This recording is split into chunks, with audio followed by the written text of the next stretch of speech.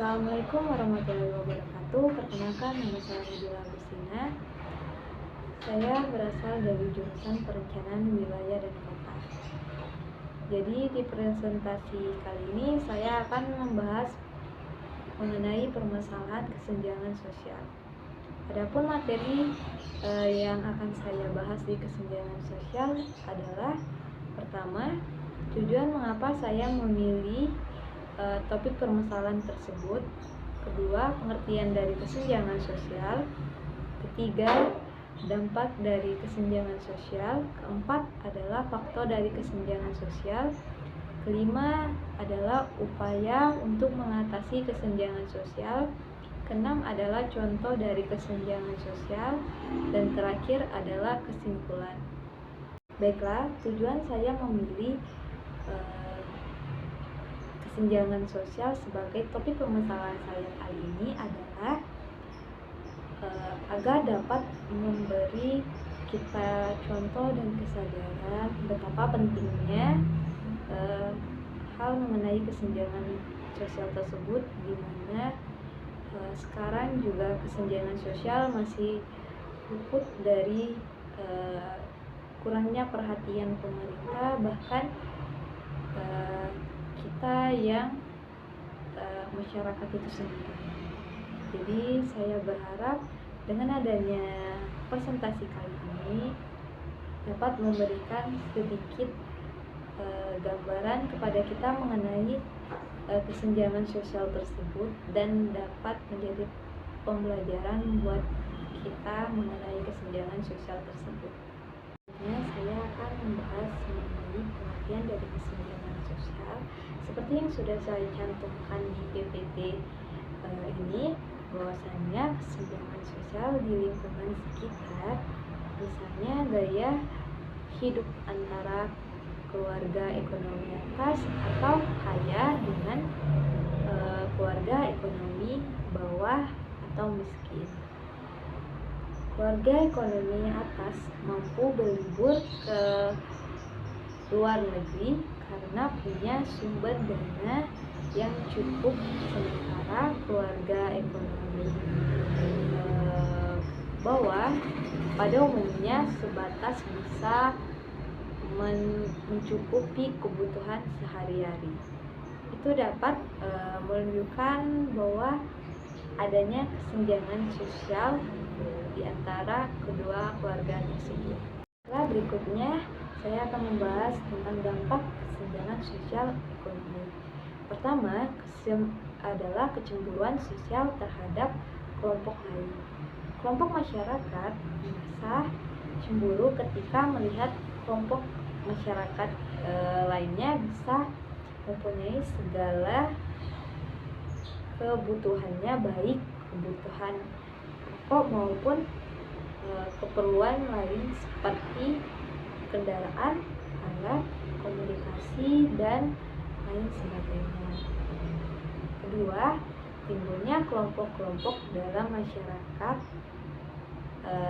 Kesenjangan sosial ekonomi melahirkan kelompok-kelompok masyarakat, contohnya kelompok kaya dan kelompok miskin.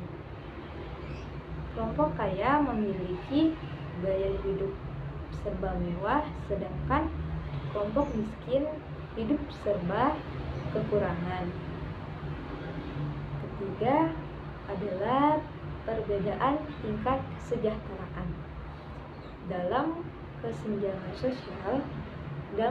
sosial ekonomi terlihat jelas adanya perbedaan tingkat kesejahteraan masyarakat, yakni antara punya tingkat kesejahteraan tinggi dan mereka yang tingkat kesejahteraannya rendah.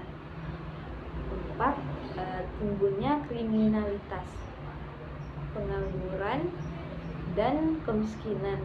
Contohnya, dampak lain dari kesenjangan sosial ekonomi adalah timbulnya kriminalitas, pengangguran, serta kemiskinan. Kriminalitas muncul karena ketidaksamaan atas seorang untuk memenuhi kebutuhan hidupnya. Pengangguran terjadi karena tidak adanya kesempatan kerja. Sementara kemiskinan timbul karena tidak mampu memenuhi kebutuhan hidupnya. Selanjutnya saya akan membahas mengenai faktor penyebab kesenjangan sosial. Yang pertama adalah demografi. Faktor penyebab kesenjangan sosial ini berhubungan dengan masalah kependudukan.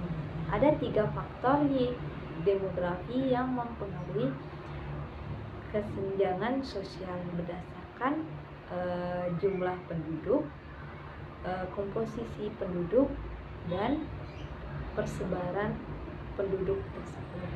Kedua adalah jumlah penduduk.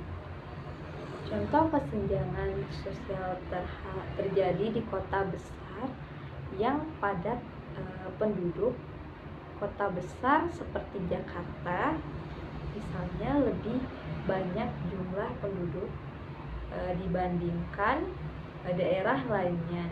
Penyebabnya karena permasalahan di kota besar lebih kompleks dibandingkan di daerah yang kecil seperti desa.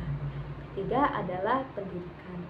Pendidikan termasuk faktor penyebab kesenjangan sosial karena pendidikan bisa meningkatkan status dan mobilitas sosial.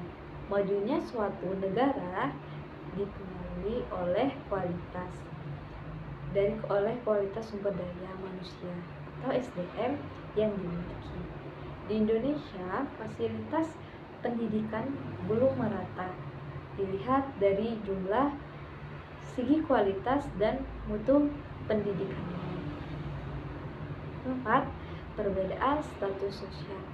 Status sosial bisa menjadi penyebab kesenjangan sosial berdasarkan kekuasaan, kekayaan, usia, dan pribadi.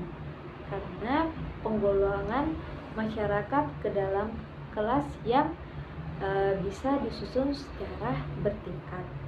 Kelima adalah kurangnya lapangan kerja. Selain pendidikan, lapangan kerja mempengaruhi perekonomian dan kesenjangan sosial. Sempitnya lapangan kerja bisa meningkatkan jumlah pengangguran di sebuah negara. Penyebab pengangguran diakibatkan karena rencana kualitas SDM berkurang dan persen kerja, sedangkan makin tinggi orang yang membutuhkan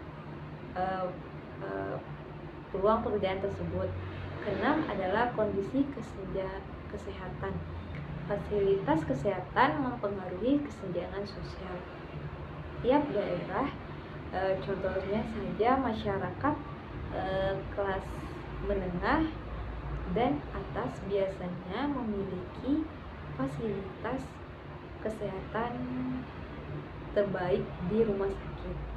Fasilitas SDM ini bisa mempengaruhi SDM di daerah setempat. Ketujuh adalah ekonomi.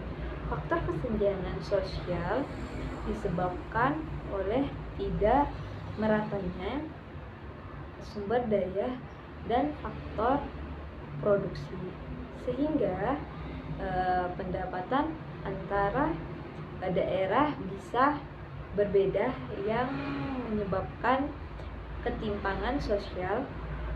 Contohnya faktor ekonomi, yaitu tidak meratanya pembangunan antar wilayah, kurangnya pembangunan sumber daya alam, dan faktor produksi. Jumlah pendapatan tiap daerah bisa mempengaruhi kesenjangan sosial. Ke-8 adalah kemiskinan. Kemiskinan adalah keadaan individu atau kelompok yang tidak mampu mempengaruhi kebutuhan dasar seperti pendidikan, pakaian, tempat tinggal, dan makanan.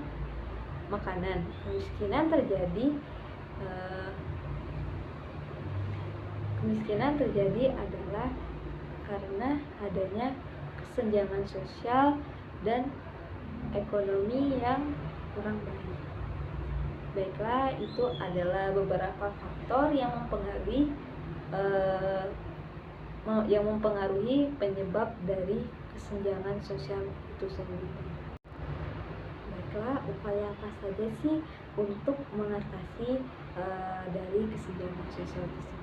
Pertama, meningkatkan kualitas sumber daya manusia agar dapat bersaing dan punya keahlian untuk bekerja. Tentu kualitas sumber daya manusia harus ditingkatkan, dengan demikian masyarakat bisa mendapatkan penghasilan untuk memenuhi kebutuhan sehari-hari. Berikutnya adalah memberikan akses yang sama kepada seluruh masyarakat. Masyarakat juga harus memiliki akses yang sama untuk menggunakan fasilitas kesehatan, pendidikan, teknologi, dan ekonomi. Dengan mendapatkan akses yang sama, kesenjangan sosial di masyarakat bisa berkurang karena tidak ada perbedaan di kelompok masyarakat tersebut. Pemerintah sendiri sudah melakukan beberapa upaya untuk memastikan seluruh masyarakat bisa memiliki akses yang sama untuk menggunakan fasilitas kesehatan, pendidikan, teknologi, dan ekonomi. Contohnya melalui adanya bantuan program operator sekolah atau dana BOS untuk fasilitas pendidikan dan BPJS Kesehatan. Ketiga, mengoptimalkan pengelolaan dan pemanfaatan sumber daya agar kesenjangan sosial dapat teratas. Suatu sumber daya harus diolah dan dimanfaatkan dengan baik. Contohnya, setiap masyarakat yang sama guna pengelolaan dan memanfaatkan sumber daya alam perairan. Berikutnya adalah pemerataan pembangunan. Upaya lain untuk mengatasi kesenjangan sosial adalah pemerataan pembangunan. Pemerataan sudah seperlunya dilakukan dan tidak hanya fokus membangun di suatu daerah saja. Misalnya pembangunan untuk fasilitas kesehatan, pendidikan, dan fasilitas publik di daerah terpencil. Dan yang kelima dan terakhir adalah menciptakan peluang pekerjaan. Indonesia merupakan salah satu negara yang padat penduduk. Apabila tidak diimbangi dengan jumlah lapangan pekerjaan yang memadai, maka setiap tahunnya jumlah pengangguran akan semakin bertambah. Memperluas peluang pekerjaan dapat membantu mengurangi kesenjangan sosial yang ada di masyarakat. Selanjutnya saya akan menampilkan sebuah video yang bakalan menjadi salah satu contoh dari kesenjangan sosial tersebut. Video ini saya ambil dari salah satu akun TikTok. Ini adalah kisah Dewi dan Putri, dua anak perempuan dari Indonesia. Dewi berasal dari keluarga yang termasuk 10% rumah tangga terkaya di Indonesia. Sebaliknya, Putri berasal dari keluarga yang termasuk 10% rumah tangga termiskin di Indonesia. 28 juta orang Indonesia hidup miskin seperti keluarga Putri. Ketimpangan antara Dewi dan Putri dimulai sejak dalam kandungan. Ibu Putri tidak mampu untuk mengunjungi fasilitas kesehatan formal ketika hamil dan juga tidak mengkonsumsi nutrisi yang sesuai. Akibatnya, Putri lahir dengan berat badan di bawah normal. Ibu Dewi mampu untuk datang ke dokter secara teratur dan mendapatkan asupan gizi yang baik sehingga Dewi lahir normal dengan berat badan yang cukup. 2 tahun pertama, Putri tidak mendapatkan imunisasi yang lengkap dan asupan gizi yang baik. Akibatnya, Putri tidak bisa menyusul tinggi badan Dewi dan malah semakin tertinggal. Dewi besar di rumah yang memiliki saluran air bersih dan toilet. Keluarga Putri tidak memiliki toilet. Karena buruknya sanitasi di lingkungan rumah, Putri sering terkena diare. Penyakit diare menyebabkan pertumbuhan Putri semakin terhambat, sedangkan Dewi terus tumbuh sehat dan tinggi. Kesenjangan antara Dewi dan Putri semakin dalam ketika mereka memasuki usia sekolah. Dewi dimasukkan ke dalam program pendidikan anak usia dini yang mendukung pertumbuhan kognitifnya. Sedangkan Putri tidak, dia hanya tinggal di rumah. Dewi sekolah hingga lulus SMA, lalu melanjutkan ke perguruan tinggi. Putri juga sekolah hingga tamat SD. Namun, karena tingginya biaya untuk buku, seragam, dan transportasi, Putri tidak bisa melanjutkan sekolah. Ia terpaksa tinggal di rumah dan membantu mencari nafkah untuk keluarganya. Setelah lulus sekolah, Dewi mendapatkan pekerjaan yang layak dengan gaji yang tinggi. Putri yang hanya lulus SD harus puas dengan pekerjaan di sektor informal dengan penghasilan yang kecil dan tidak pasti dan perlindungan yang minim. Tanpa pekerjaan yang layak, Putri yang kini telah berkeluarga tidak mampu menyekolahkan anaknya atau membawanya ke fasilitas kesehatan ketika sakit. Karena itu, rantai kemiskinan dan ketimpangan terus menjerat dari generasi ke generasi. Tapi, kisah Putri tidak hanya dialami oleh 10% termiskin. Hampir 68 juta orang Indonesia yang termasuk 40% terbawah hidup sangat dekat dengan garis kemiskinan. Sangat mudah bagi mereka untuk terperosok ke dalam jurang kemiskinan. Gagal panen, kehilangan pekerjaan, atau sakit bisa menyebabkan mereka jatuh miskin. Tapi mari kita mundur sejenak. Bagaimana jika Ibu Putri bisa mendapatkan perawatan yang layak di saat hamil?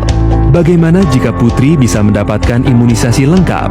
Bagaimana jika rumah Putri memiliki air bersih dan sanitasi layak?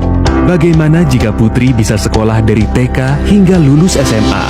Bagaimana jika Putri bisa mengikuti pelatihan keterampilan dan mendapatkan pekerjaan yang layak? Ini tidak hanya bermanfaat bagi Putri, tapi juga anak dan cucunya. Dan apabila anak lain seperti Putri juga mendapatkan peluang yang sama, mereka bisa bermanfaat untuk komunitas mereka. Dan pada akhirnya, mereka akan bermanfaat untuk Indonesia. Tapi ini semua dimulai dari memberikan Dewi dan Putri kesempatan yang sama. Selanjutnya adalah kesimpulan. Kalian dapat membaca di sini kesimpulan dari materi yang saya sampaikan kali ini. Baiklah, sekian dari presentasi saya hari ini. Mohon maaf apabila ada kesalahan kata atau kekurangan saya dalam menyampaikan materi presentasi kali ini. Baiklah, saya akhiri. Wabillahi taufiq wal hidayah. Wassalamualaikum warahmatullahi wabarakatuh.